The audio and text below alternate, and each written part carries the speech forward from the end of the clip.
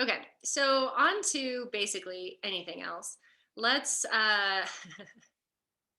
let's anything else that you guys are thinking about, anything that's coming up, any questions, anything that's coming forward right now, and it doesn't have to be around this particular topic, because this is just our our latest exercising that we're doing in the thing, and then we're gonna do a little standing here in a minute. Isaac.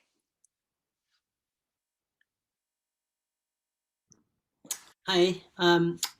So is there, how is there something that is the latest thing? Like, I feel like in terms of where I'm at in the program in the Heroes program, it's like, I'm just like, it's just to chip away at these, to check these boxes off the list. And I didn't know that there is a current thing. Did you get an email? Uh, are you getting emails? Not to my knowledge, actually, but maybe I am. Okay. Missed it. But Um, is that how I would know what's what? yeah, that's how you know it's what. I mean, it's in there, but Okay. yeah, you should have gotten an email on, I don't know, you guys, maybe it was Thursday or Friday that Okay. said that there was a new module up. Okay. Uh, And so yeah. yeah, can you can you type in Sure. your email address and I can make sure that you're on the list. You should be. Yeah. So I might be in your Okay, yeah, maybe so. We've had some before. I'll check that out. And maybe I just missed that one. And then the second thing that I thought I'd ask is, I'm having a difficult time um, being comfortable not knowing how to interpret signs, whether I'm thinking about these things or feeling them, and sort of in terms of intuition. And maybe I mentioned this last time or not. I can't remember, but I don't know whether I'm thinking or feeling. And I feel like, in terms of being able to breathe through my body and visualize these different locations in my body and send energy and concentrate, bring out of my mind my perspective, which is seated up here in my mind, feeling like I'm navigating throughout my body. And it also, so I'm difficult time kind of wondering what the difference is between feeling something and thinking something. And also in terms of, interpreting symbols or signs. Like, I'm thinking that this is a sign, or is it actually a fucking sign? I don't have to think that I'm feeling a sign. right. Well, it sounds like you're mind fucking yourself is what it sounds like, right? I should. Because you need you get in a little loop about everything. Yeah, and that's I, I think we all do that to a certain extent, in one way or another. And so the thing is that there at first there's a lot of thinking that you're following, like you're just like following the instructions, and you're just following the instructions and following the instructions and following the instructions until at some point you feel like you're accidentally not following the instructions, and it's just a thing that's happening. Mm-hmm. um that And like when I said about the posture, right, the posture could take months to do. It could take a really long time where you're like, okay, am I in the posture? No, I'm not. Okay, here's all the ways to get back into the posture. Okay, so then I'm reminding myself and reminding myself and reminding myself and reminding myself until at a certain point, once you get to the place where you're not reminding yourself, then you're actually in it, and then it's like it's just becomes the natural thing that you're experiencing. Mm-hmm. But it takes a while to have that happen. And then the thing is, like, does it feel like you're doubting something? Is that Yeah, I mean, if I'm wondering where to put my eggs in what basket, I'm doubting my steps forward yeah, for not knowing whether I'm thinking something is the way to go or I'm feeling that that's the way to go. yeah. That's the big piece. So I always ask myself, like when I'm thinking something, then I feel into the body and I ask the body, like, does this actually feel true? Does it feel true? Hey body, does this feel true? Does this feel like a yes? Mhm. and then to practice where that yes comes from. So that can be practiced with things that you are very clear on. You know, do I like things that you're very clear on, right? Well, you love your kids, you know that. I mean, I'm definitely a yes. That's what.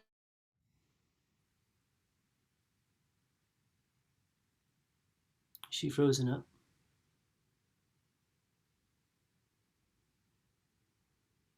Gonna have to go back a little bit.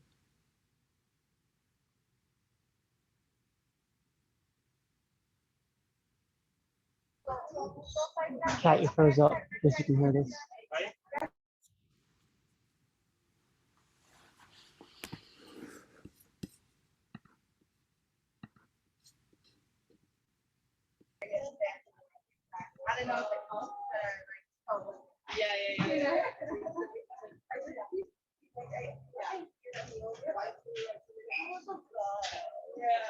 By the way, Isaac and Ira, it's nice to meet you. Haven't seen you guys in the call yet.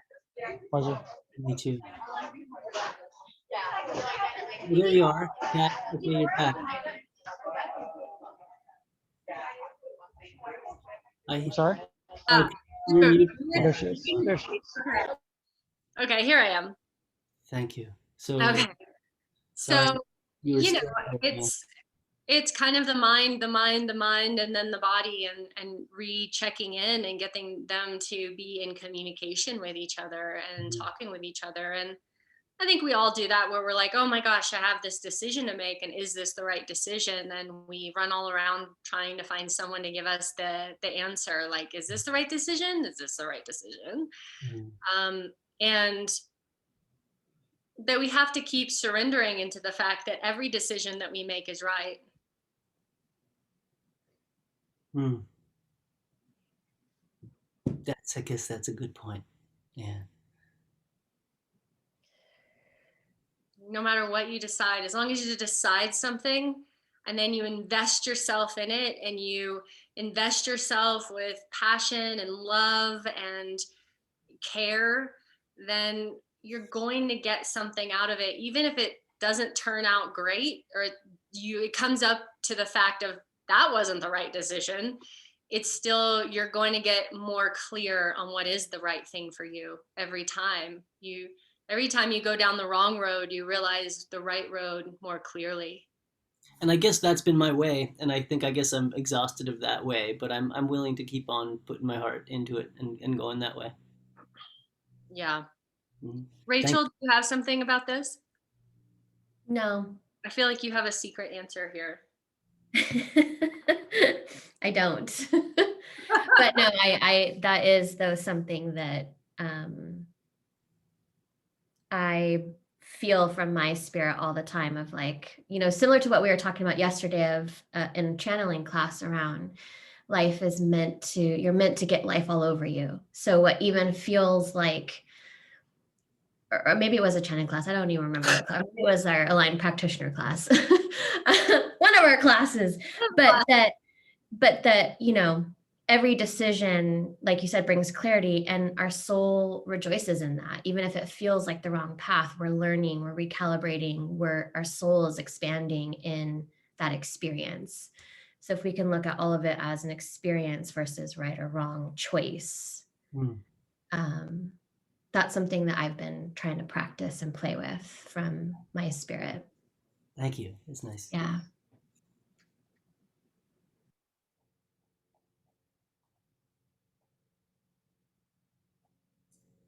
Yeah.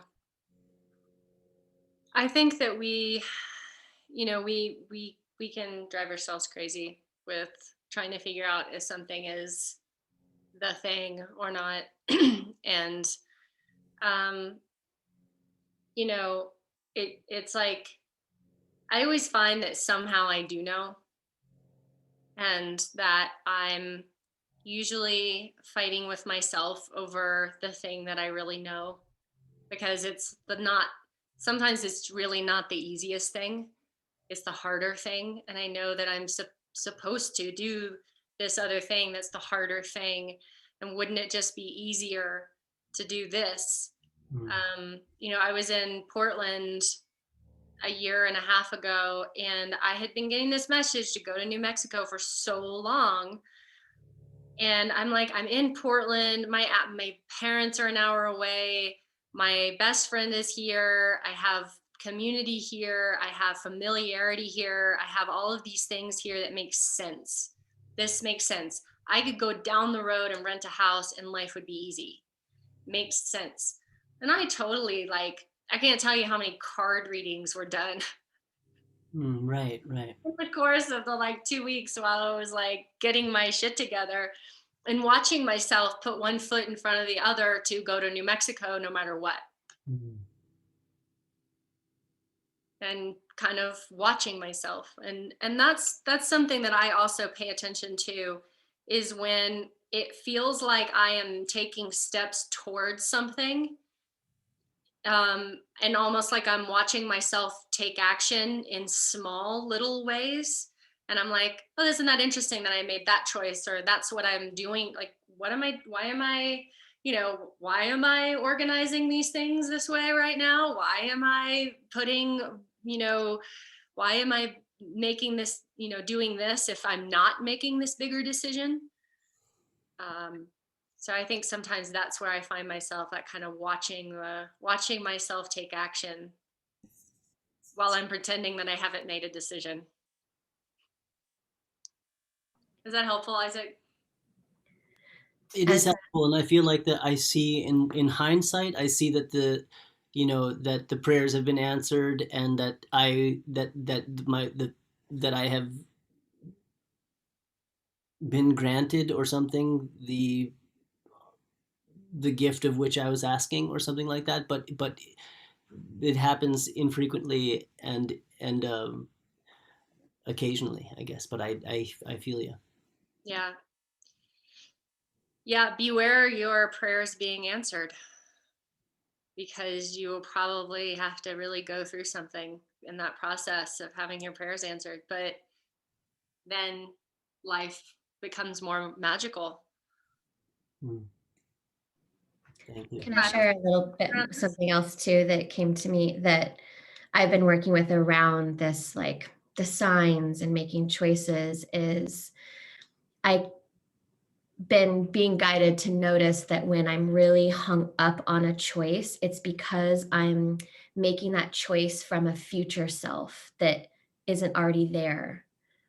So it's like in the moment, what choice, what sign, what thing do I need to do? Not necessarily what choice while trying to calculate the outcome years, whatever down the road, if that makes sense.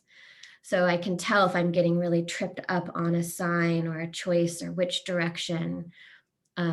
It's because I'm not in my body. I'm not right here. Like, what choice do I need to make right here in alignment with my value of joy or my value of freedom? If that makes sense or helps. Thank you. The future tripping gets me stuck real bad. May I offer an insight, Captain? Yeah. Yeah, when you started off about like every choice you make is right. And that made me think about like how right and wrong circumambulate around truth. And when I was starting my journey, I was so focused on finding like absolute truth to move by. And more these days, I am looking at the lower T subjective truth of my experience. And I like to think about that being like a straight line, and you go up and below it. We're in truth. Sorry, we're right, wrong, right, wrong. And even when you're wrong, you're right because you come back to truth. And for me, it's been, as Rachel mentioned, an experience of really learning to listen to my body. The head is great, especially when you're in a place of inquiry rather than doubt. Doubt doesn't really lead to good places, but inquiry and curiosity, a heart loves to be questioned. And I find myself constantly in inquiry these days when I pray. I'm talking to myself and trying to make my choices for that day from that moment. So yeah, I hope that helps. Just focusing on your subjective, lowercase t truth that is your experience of life in that present moment. Thank you. Yeah.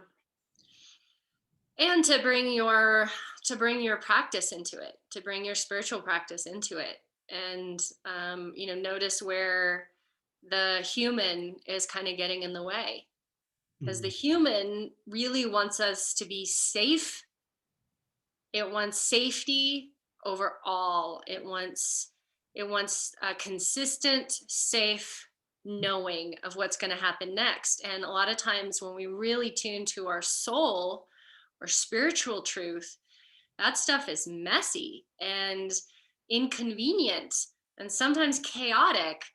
And it can draw us into places that we don't actually want to go, because part of us is going to have to die if we make that choice. Mm. We're going to have to give up something. We're going to have to give up being safe. We're going to have to give up feeling that we know what's next. And so, pay attention to when it's like, okay, is my human trying to make this decision? And then, like, not making the human part bad, but being like, okay, human, like, what do you need? What do you need in order to feel safe, so that this next expansion piece might be possible if this is the way to go? What can I put into place to make this feel possible?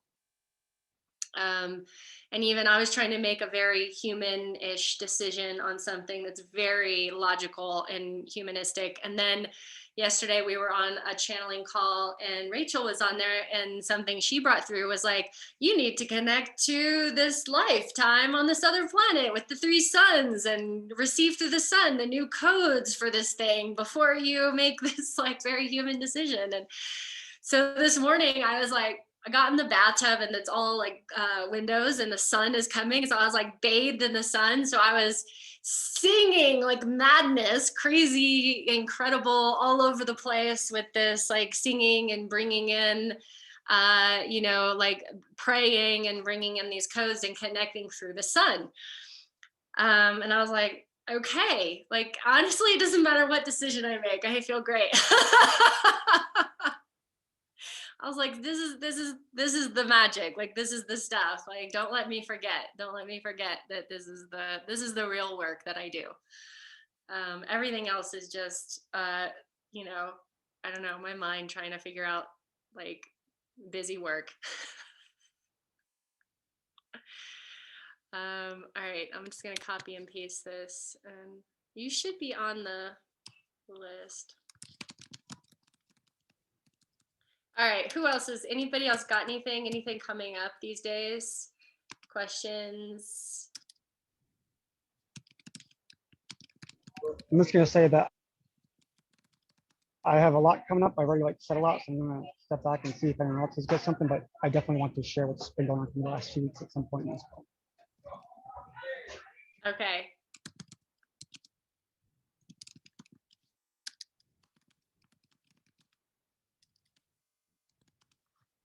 Anybody else? We're just gonna let Kyle ask something.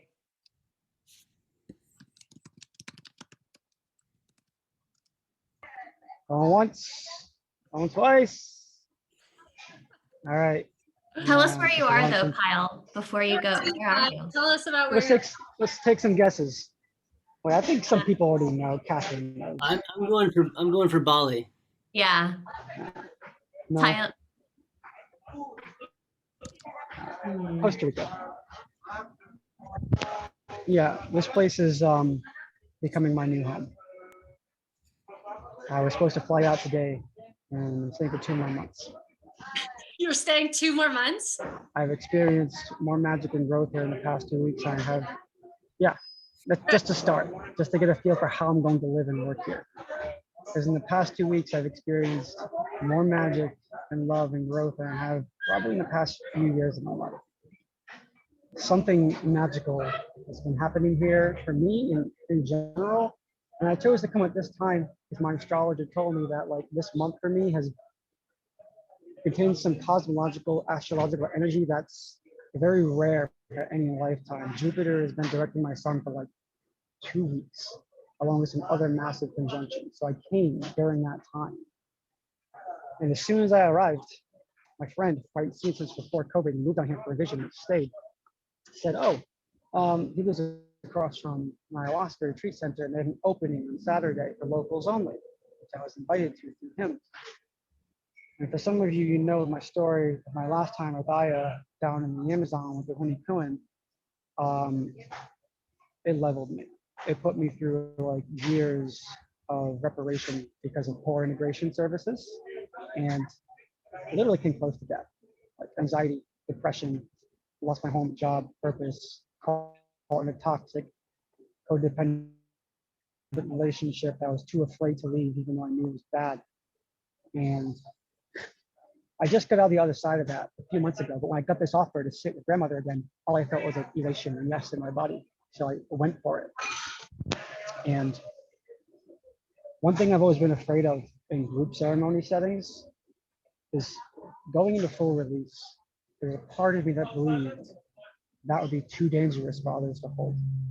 There's something in there too big, too wild, too primal. Part of myself I didn't trust, essentially. And that's what I've come to recently, like to really trust myself after I went through my recent coaching program, which codified the last few years of my life.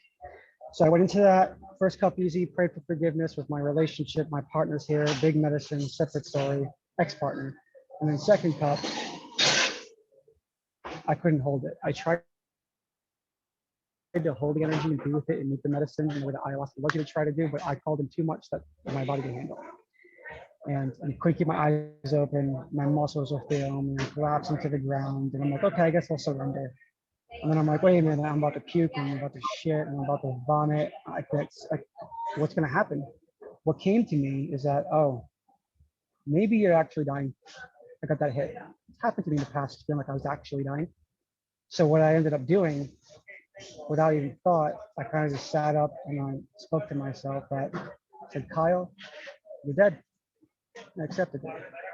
At that point, I collapsed to the ground, fell through there, gone for I don't know how long. And when I came back to, looking sharp at the stars, all the light filling my body.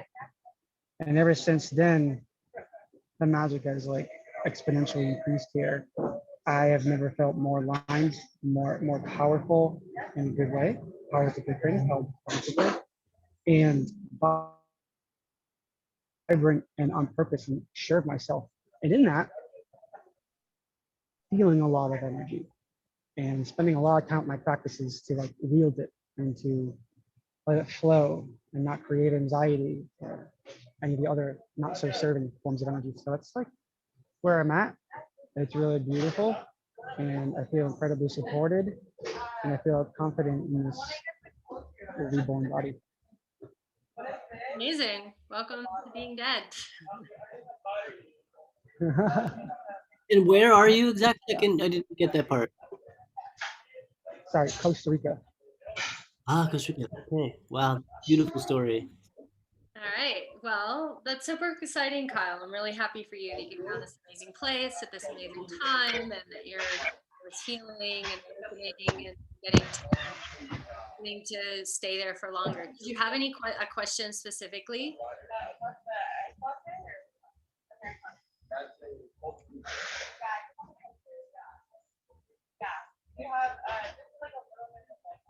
No, that's kind of one. I'm just in the process of sharing the story, and there's no deep need right now. I feel very supported in my own practices and the work that I'm doing with people around me, and there's a lot yet to unfold. So this is kind of like planting a seed. I might need some one-on-one soon. Yeah, sure, of course. Want it.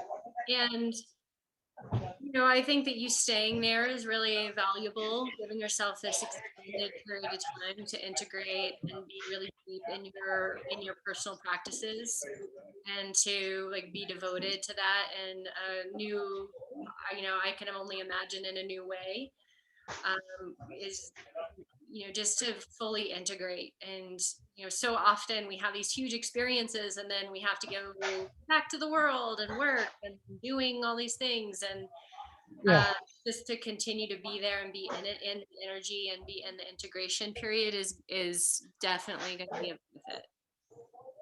that's what happened with the Amazon. 12 nights in the jungle, 7 of which we drank. And I just got catapulted back to Oakland with no fucking support. And I let them know that this isn't okay. They're doing this festival every year. Yeah. Hundreds of people from around the world. Each ceremony, 100 people, Yeah. Yeah. 100 aspirants, and 100 tribal people.